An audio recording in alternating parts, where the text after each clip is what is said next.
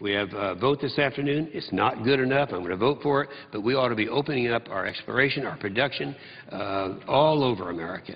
And to do that, we have to go beyond this bill. This is a start, and it's a start that is worthwhile. With that, I will yield the floor and suggest the absence of a quorum. Clerk will call the roll. Mr. Akaka.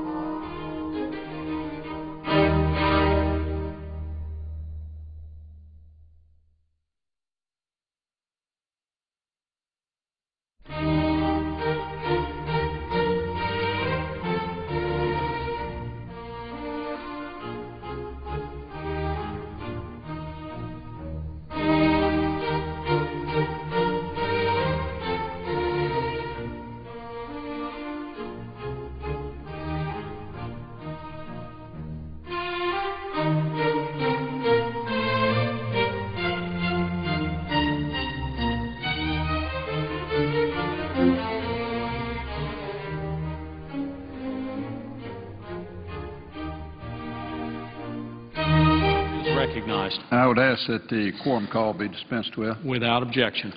Mr. President, I rise today to speak about our nation's energy policy, or frankly, our lack thereof. Georgians, as well as folks all across America, are shocked every time they pull up to a gas pump, both at the price of the gas per gallon and at the jaw-dropping cost each time they fill up their tanks. With rising food prices and a stagnant economy, skyrocketing gas prices could not come at a worse time. This situation illustrates why it is imperative for Congress to focus on creating a policy to expand and diversify our energy sources so the American people are no longer held hostage by prices at the pump. The necessity of congressional action has become all too clear as we watch gas prices climb and unrest spread throughout the Middle East, potentially threatening major sources of energy we import. It highlights the fact that we cannot afford to keep sending hundreds of billions of dollars per year to foreign countries, many of which are not America's friends, to meet our energy needs. It poses a threat to our national security and further harms our nation's struggling economy. This week, we are considering two pieces of legislation that both deal with domestic production of oil and gas. The Reid proposal that aims to stifle it, and one introduced by Leader McConnell that increases offshore production while improving the safety of offshore drilling operations. Unfortunately, the Reid proposal would increase taxes on domestic production of oil and gas, which would discourage domestic drilling and result in the loss of many American jobs associated with the oil and gas industry. Without incentives to produce oil and gas in the United States, there's real risk that energy companies will take many of their drilling operations overseas. This goes directly against goals that I know many of my Democratic colleagues share of reducing our dependence on foreign sources of oil and encouraging job growth. Moreover, as we watch gas prices rise, why would anyone want to impose new taxes on energy which will only further increase prices that Americans pay at the pump? My colleagues across the aisle who support this legislation portray their proposal as a deficit-cutting measure. As much as anyone here, I recognize the importance of reducing our federal deficit, but I do not support targeting one industry to bear the brunt of the deficit-cutting measures while others enjoy tax incentives. Rather than hindering domestic production of oil and gas, we must encourage the development of abundant energy resources we have right here inside the United States, and we must do so in an environmentally responsible manner. I was pleased that the Reid proposal did not pass yesterday. As a co-sponsor of Leader McConnell's Offshore Production Safety Act, I will continue to support domestic oil and gas exploration and production. It is an essential component of a comprehensive energy policy that will enable America to become more energy independent. As I hear more reports of new oil and natural gas deposits found within our borders and off America's shores, I am stunned that we are not doing more to encourage the development of these resources. I can't think of a better means of improving our economy by both reducing America's energy imports and encouraging job growth. After the oil spill last year, the Obama administration reviewed its drilling and permitting process for domestic oil and gas production and is still in the process of revising it. While changes clearly needed to be made, the Department of Interior continues to hold up and unnecessarily delay approval of drilling, leases, and permits. Now is not the time to tie up valuable and much-needed American energy production in bureaucratic red tape. Senator McConnell's bill would actually streamline the permitting process while improving safety. A responsible energy policy that will make gas prices reasonable, lessen our dependence on foreign oil, and strengthen our economy will also result in increased domestic energy production, improved energy efficiency through technology, increased conservation, and a diversified energy supply through the use of renewable fuel sources.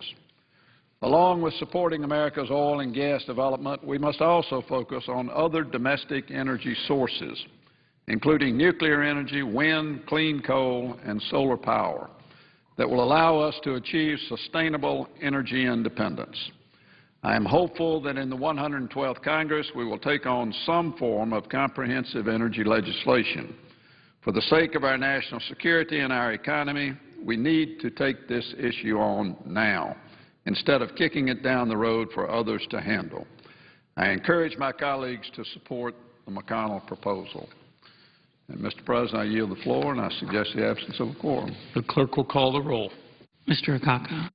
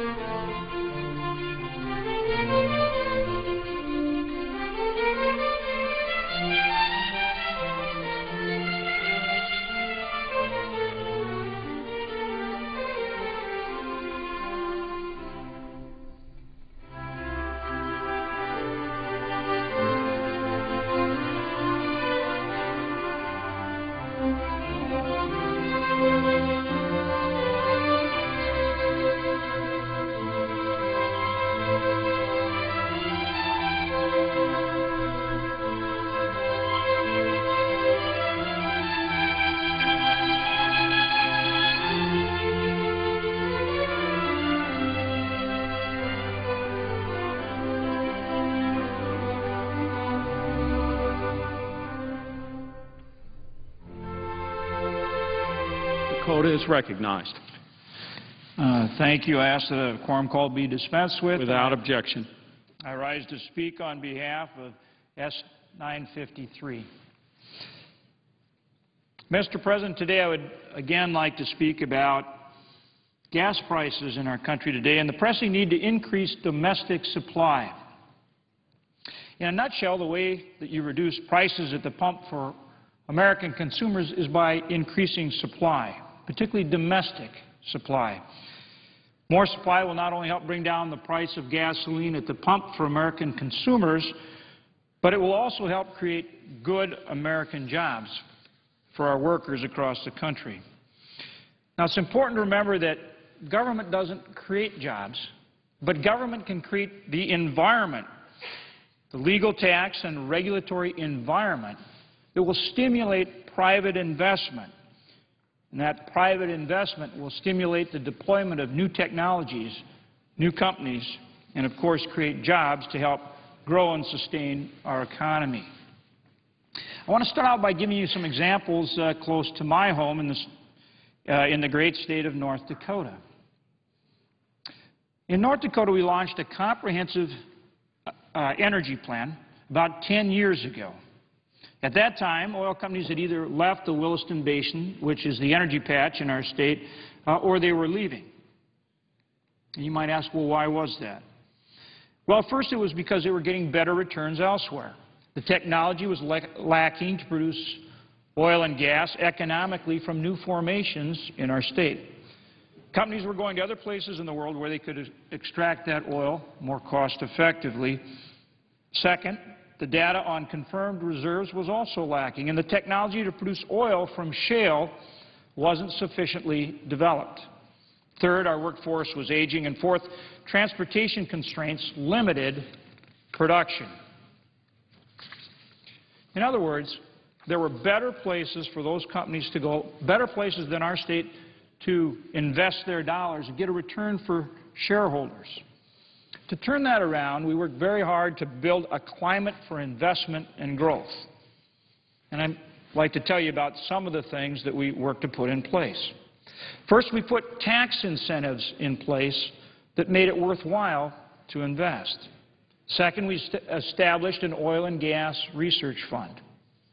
Third, we initiated studies of the Bakken Formation, not only through the North Dakota Geological Survey, but also through the U.S. Geological Survey.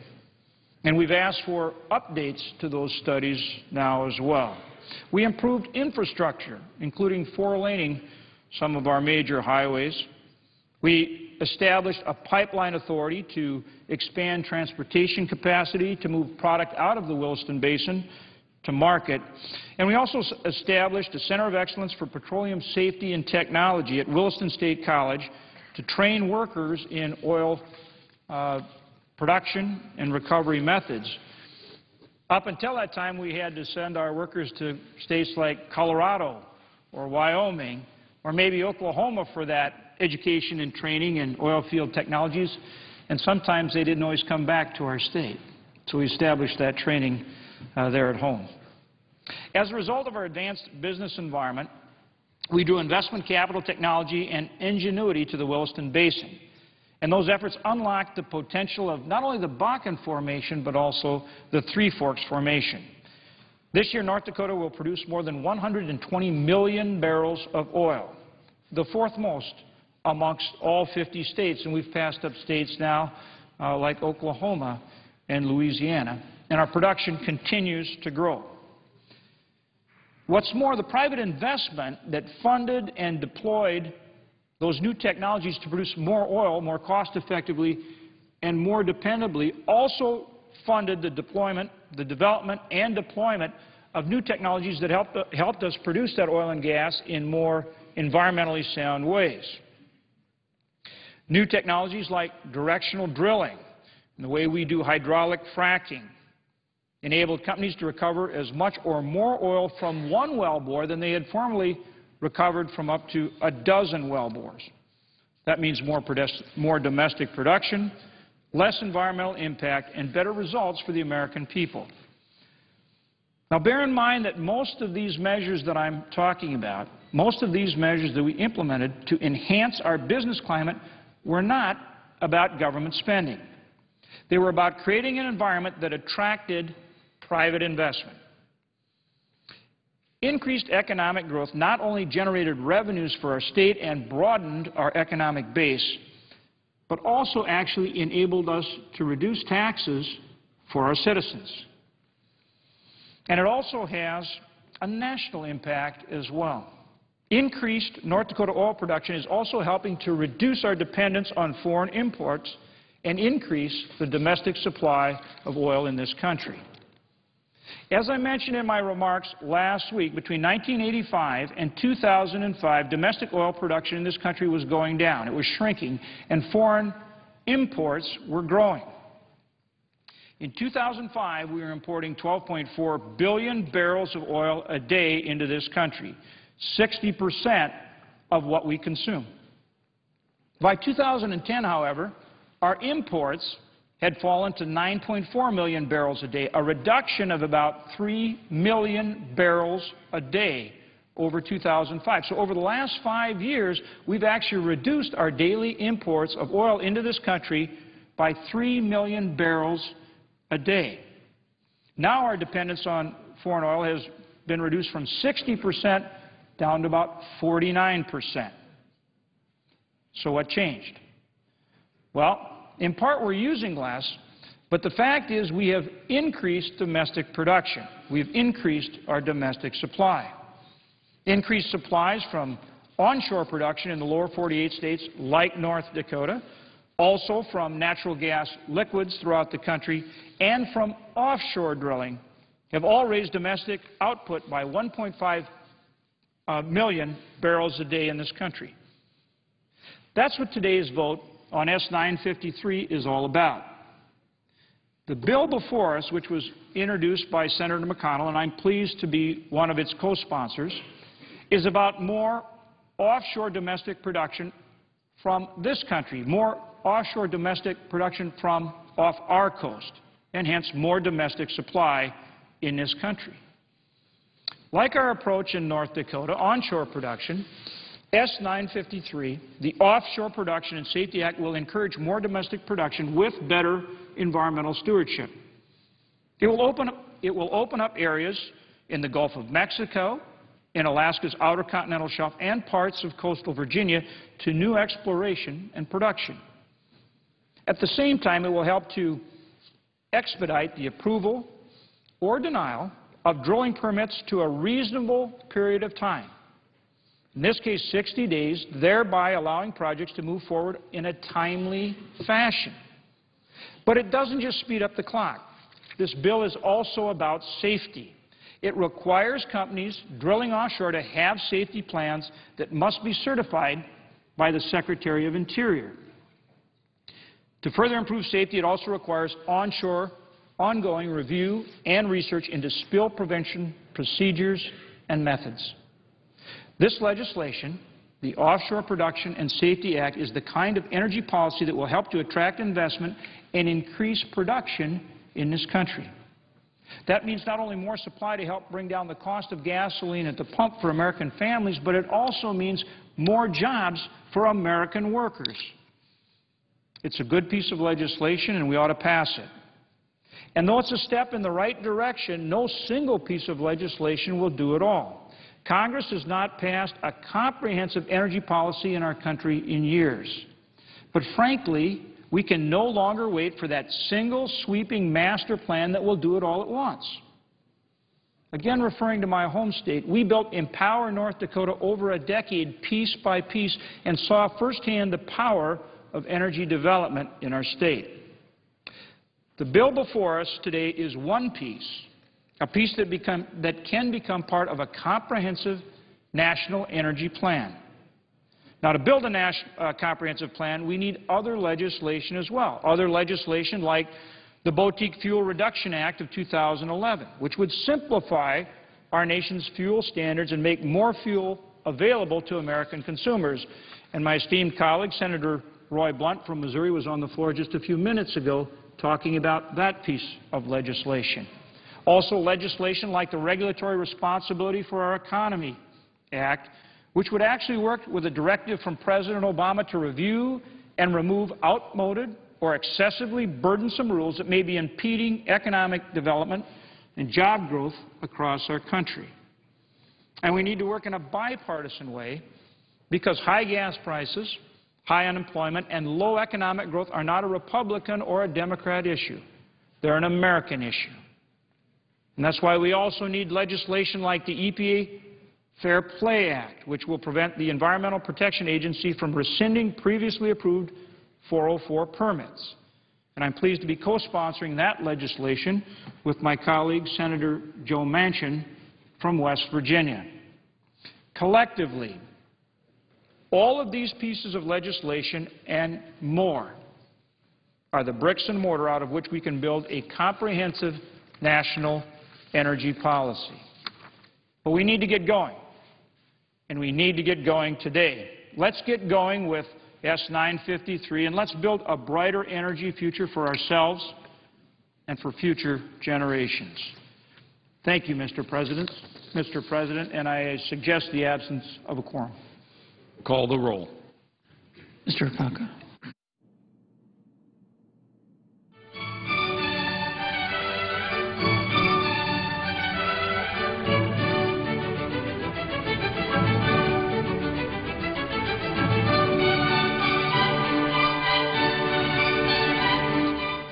I ask that the proceedings of the quorum call be vitiated. Without objection. Mr. President, I ask permission to speak as if in morning business. Without objection. Mr. President, I rise today in support of Goodwin Liu's nomination to the United States Court of Appeals for the Ninth Circuit. Years ago, in the early 1990s, when I was working for the National I Have a Dream Foundation, I first crossed paths with Goodwin Liu, who was then a senior program officer with the Corporation for National Service. An issue had arisen with regard to the corporation's support of one of our foundation's programs. We were running an AmeriCorps program. And Mr. Liu very quickly distinguished himself through his competence and obvious commitment to education and national service. In fact, my interactions with him were so positive and memorable that 18 years later, when I had joined this body and heard of his nomination, I immediately remembered him and was anxious to find out what he'd been up to in the intervening years. The opportunity to reconnect with Goodwin Liu as part of his confirmation process has turned out to be one of the real pleasures of this job. It is readily apparent to me, as well as to so many senators on both sides of the aisle who have had the opportunity to meet with him, to question him, and to get to know him better, that Professor Goodwin Liu is a good, decent, bright, and engaging man. His career, in my view, is marked by a profound commitment to service. From his time working at the Corporation for National Service, the organization of our federal government that supports VISTA and AmeriCorps and all sorts of different commitments to national service across our country, to his later work as a clinical and summer associate while in law school, to his work for the Department of Education as a young attorney, to his service as a judicial clerk, and then his scholarship in support of opportunities for all Americans. Professor Liu has been guided by a desire to leave the world a better place than he found it. Despite these many positive personal qualities to recommend him, it is perhaps something of an understatement to say that Goodwin Liu's nomination has been controversial. First nominated in February of 2010, and then after a searching and difficult nomination hearing and a vote here, a renomination in January of this year, a second confirmation hearing in front of the Judiciary Committee in which I was able to participate, we now stand on the verge of a cloture vote required for us to even get to the consideration of his nomination. Professor Liu is a prolific scholar who has written on a wide range of topics. In hearing, I heard the many vigorous attacks and questions against Professor Liu. I was concerned, even shocked. The charges that were being levied against him, essentially that he is a radical who would use the bench to engage in aggressive judicial activism, are serious. And so I took it upon myself to meet with Professor Liu in person and to review his record and come to my own conclusions. I can say with confidence Professor Liu will be a first-rate judge in the finest traditions of the legal profession. Professor Liu knows the difference between being a law professor and a circuit court judge, the difference between lecturing and judging. He knows that the role of a judge is not to advocate, but to follow and obey the dictates of the Constitution and the precedents of our Supreme Court. Goodwin Liu will obey the law. We can and should ask no more of our nominees. If we take a step back from the current heated partisan rhetoric, I think we can find broad agreement across the aisle that a judicial candidate ought to be evaluated according to his legal ability and experience, his standing within the legal profession, his integrity, and his temperament. Professor Liu rates extraordinarily highly in all of these areas. His academic and professional qualifications demonstrate he is a lawyer of the utmost ability with a broad range of experience. He was a Rhodes Scholar. He got his law degree from Yale University, where he was the editor of the Yale Law Journal. He clerked for one of the great intellects of the D.C. Circuit, Judge David Tittel, and after that clerked for Justice Ginsburg on the United States Supreme Court. Since that time, he's worked in private practice and has gone on to earn a tenured professorship at the University of California, Berkeley School of Law. At Berkeley, he's been a prolific scholar of exceptionally high regard. In addition to this sterling resume, Professor Liu enjoys the highest esteem of his legal colleagues. Noted conservative scholar and a classmate of mine, John Yoo, has in fact spoken in support of Professor Liu's nomination, as has Kenneth Starr. Professor Liu is the recipient of the University of California's highest teaching award, and Clint Bolick, director of the Goldwater Institute, has said that Professor Liu's writings, quote, exhibit fresh, independent thinking and intellectual honesty, end quote. This high opinion of Professor Liu is broadly shared. In giving Professor Liu its highest rating of unanimously well-qualified, the American Bar Association interviewed scores of attorneys and judges who have worked with him and found his reputation to be one of impartiality, integrity, and great ability. For the nominees to our circuit courts of appeal, we could ask no less. Professor Liu's activity as a noted legal and policy scholar is, in my view, being used unfairly to impugn his judicial temperament. In meeting personally with Goodwin Liu, he explained to me that he clearly understands and respects the difference between scholarship and jurisprudence.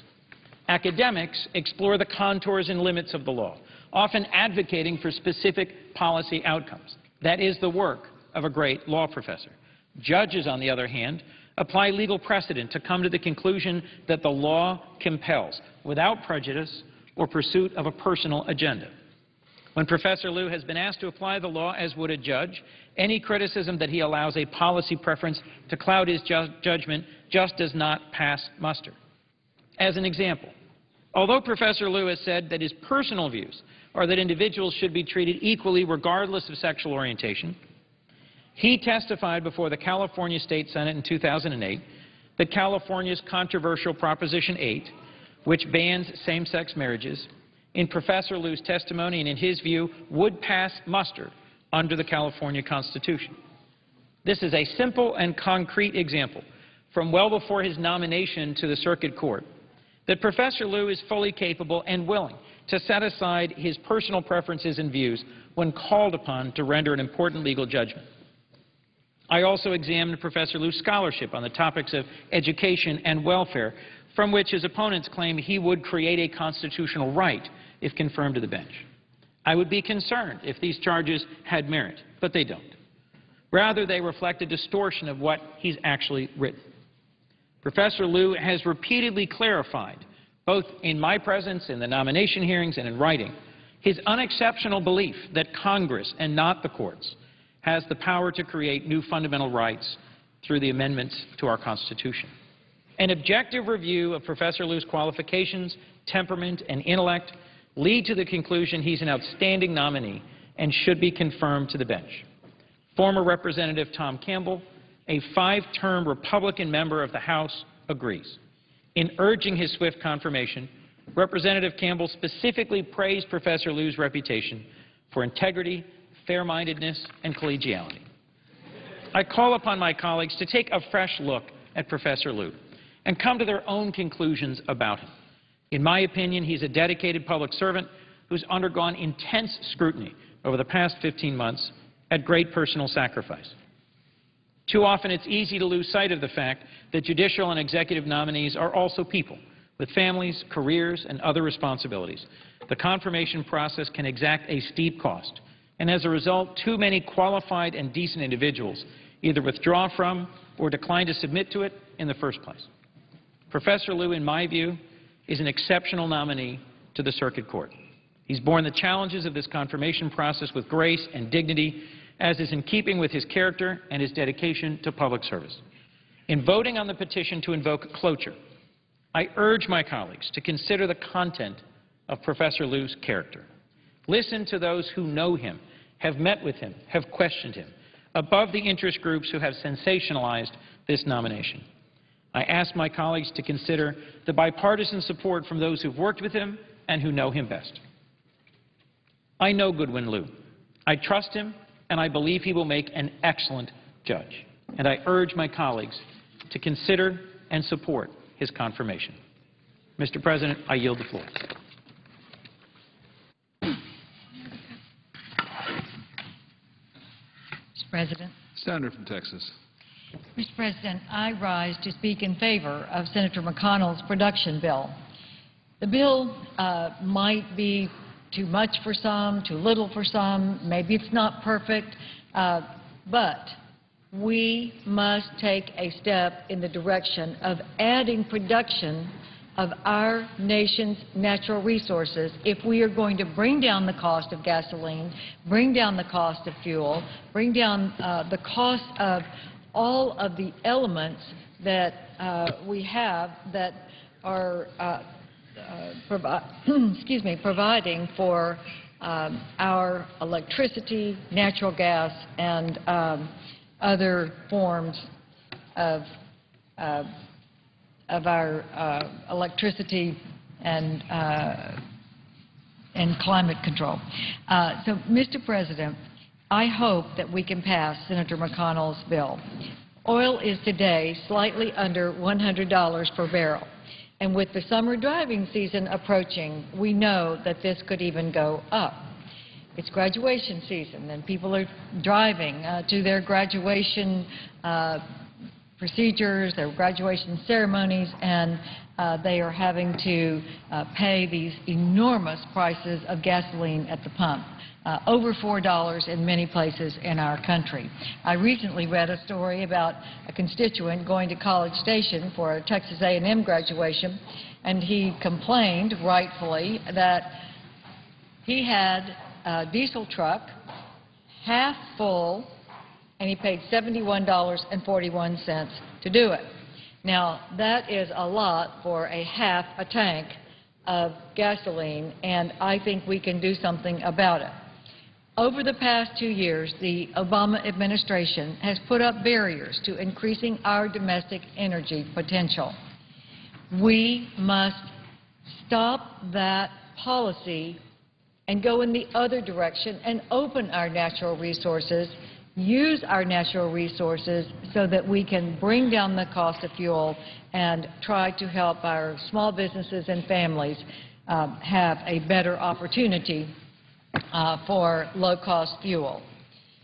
The McConnell legislation gets the ball rolling.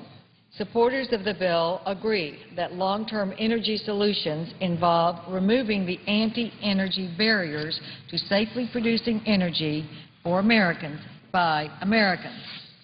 On March 30th, the President stated producing more oil in America can help lower oil prices, create jobs, and enhance our energy security. But, Mr. President, what is happening is our regulatory agencies are going in the opposite direction. They are stopping the production of oil and gas in our country. Let me read excerpts from a Fox News article on its website. It's by Dan Springer in April of this year.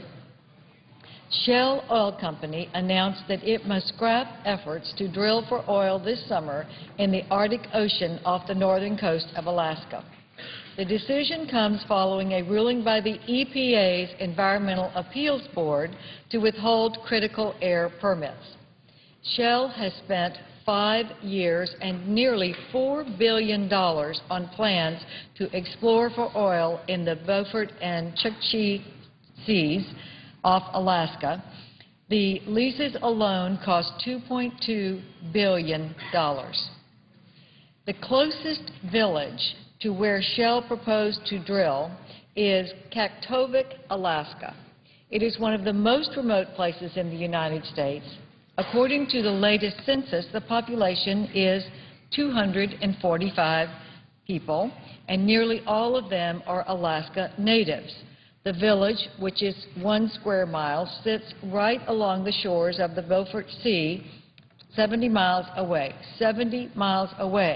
from the proposed offshore drill site.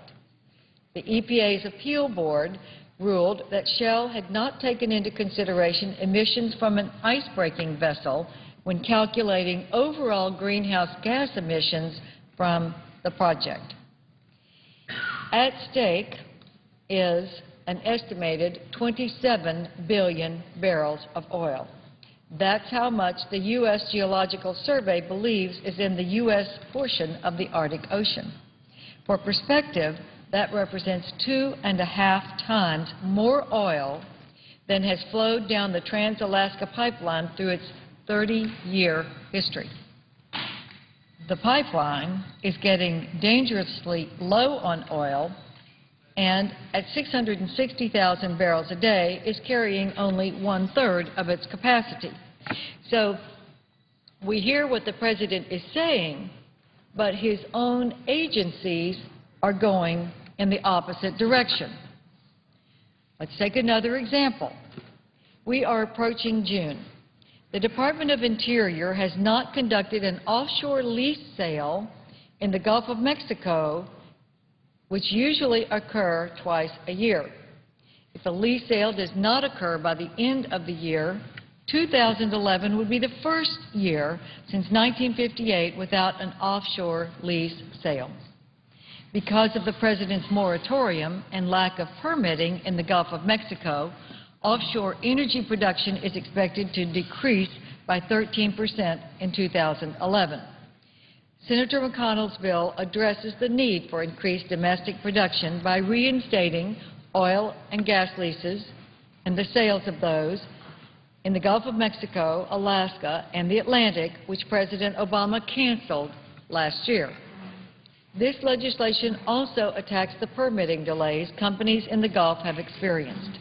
Since October, the Department of Interior has only issued 53 shallow water permits and 14 deep water permits, and the monthly approval rate before the moratorium was approximately 10 shallow water and 8 deep water every month.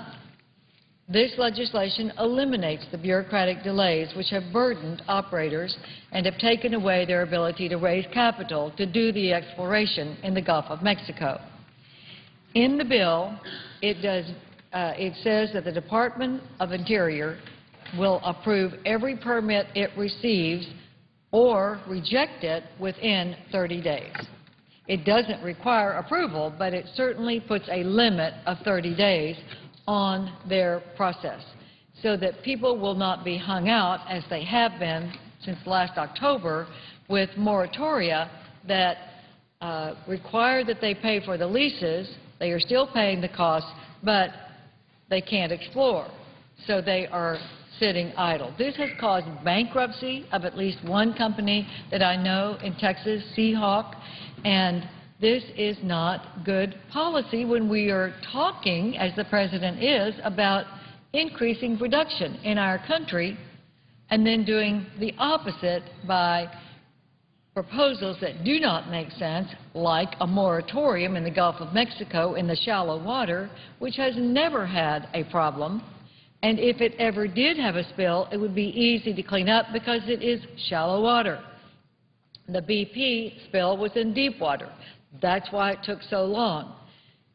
But yet we have a moratorium on shallow water drilling because it doesn't seem that the administration knew the difference between what was the problem and what could go on and continue the production and help increase the capability for our people to have lower cost gasoline at the pump. On March 9th of this year, Senator Landrieu and I introduced Senate Bill 516, the Lease Extension and Security Act, known as the Lease Act.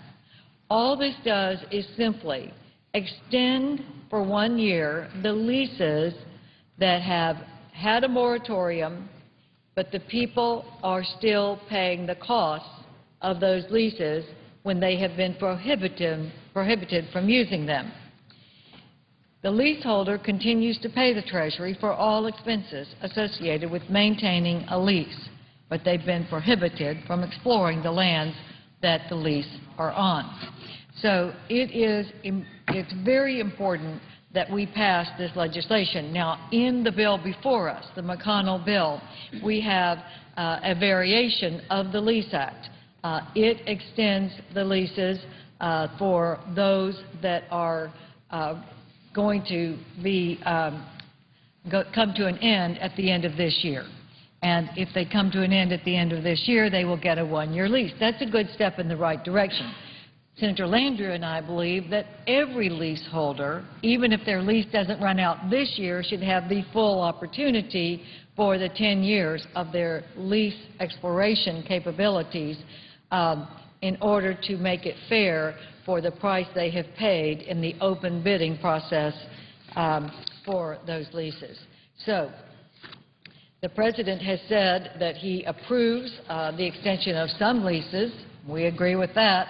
Why not all of them?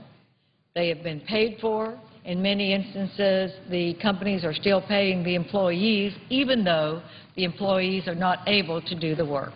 So this year alone, over 350 leases will expire, and many of them are in a moratorium.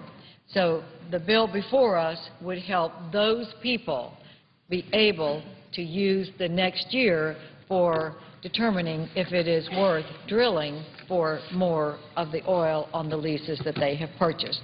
So, Mr. President, I think that it is very important that we pass this legislation that we will vote on very shortly today if we are serious about increasing the production of our own natural resources for the benefit of our own people. It seems to me that we need to back up the words of the President with actions that will be positive, proactive, and productive in getting the price of gasoline at the pump down. If we can start now, I would hope that the President would take some of the steps, for instance, to allow Shell, with the investment that it's made, to drill for oil in the Arctic Ocean. That is a place where there are vast reserves that have not been tapped. The people of Alaska support it. It is not going to harm the environment in any way. And if we would use our natural resources, we could put people to work in America. We could stop the heavy importation of foreign oil, which is what we depend on now for over 50% of our fuel. And certainly we would like to add to our economy in this sort of precarious economic time, and we can do it with our own natural resources. I urge my colleagues to vote for the McConnell bill, and maybe then we can open it for amendments and get started in doing the right thing for our country. Thank you, Mr. President, and I yield the floor. Mr. President. Senator from West Virginia is recognized. Thank you, Mr. President. I rise this afternoon to address the Offshore Production and Safety Act. It's a piece of legislation that attempts to address the regulation and the critical need to drill for oil in this country. Let me tell you, I understand the frustration from my colleagues who are upset about the bureaucratic agencies that really don't seem to understand the urgent need to review permits in a timely and responsible manner. Mining in West Virginia has long been a direct target of the EPA. And these unfair regulatory practices they have practiced for far too long. For example, in May of 2009, the EPA had a permit backlog of 235 applications. Two-thirds of them were already deemed complete for final processing by the Army Corps of Engineers. Clearly, there is a problem. The question, is this legislation the right solution? The truth is, I would love to sink my teeth in and vote for this measure, but I simply can't. I do not believe this legislation strikes the right common-sense balance between our energy demands, responsible regulation, our economy, and the environment. In fact, the unintended consequences of this legislation is that it could make regulatory agencies more powerful and more draconian, a fact that would actually hurt the drilling, the energy independency that we could gain, and the businesses that need to achieve energy independence. Quite simply, if we place a 30-day fix with two 15-day extensions, I believe we'd see more permits denied than we would see processed. How does this make sense? It would create a perverse effect that could encourage government, bureaucrats to stop any and all permits, and that would be a terrible outcome. The fact is that neither legislation that we have voted on today or yesterday addresses the bigger issue that our nation must declare its independence from foreign oil. And we can only do that by developing a true national plan for energy independence. I've come to this floor many times to urge my Republican and Democratic colleagues to work with me to put together an energy plan that works for all of America. In fact, just last week I came here to address you about the importance of expanded domestic drilling. I truly believe that this nation needs to develop all of our domestic resources, whether it's drilling for oil or natural gas, mining coal, producing wind and solar, developing better nuclear, biomass or geothermal, so that we can declare our energy independence within a generation. But in developing and pursuing a national energy plan, we can't lose sight of our common sense values and our priorities. This bill falls short of those common sense priorities. But I want to assure my colleagues that I will work with any senator from either party who will try to create a national energy policy that will truly help the nation achieve energy independence. I want to thank all of my colleagues, and I hope that we will be able to work together to move this nation forward for true energy independence. I want to thank you, Mr. President, and I yield the floor. Mr. President, I note the absence of a quorum. The clerk will call the roll of the Senate. Mr. Akaka.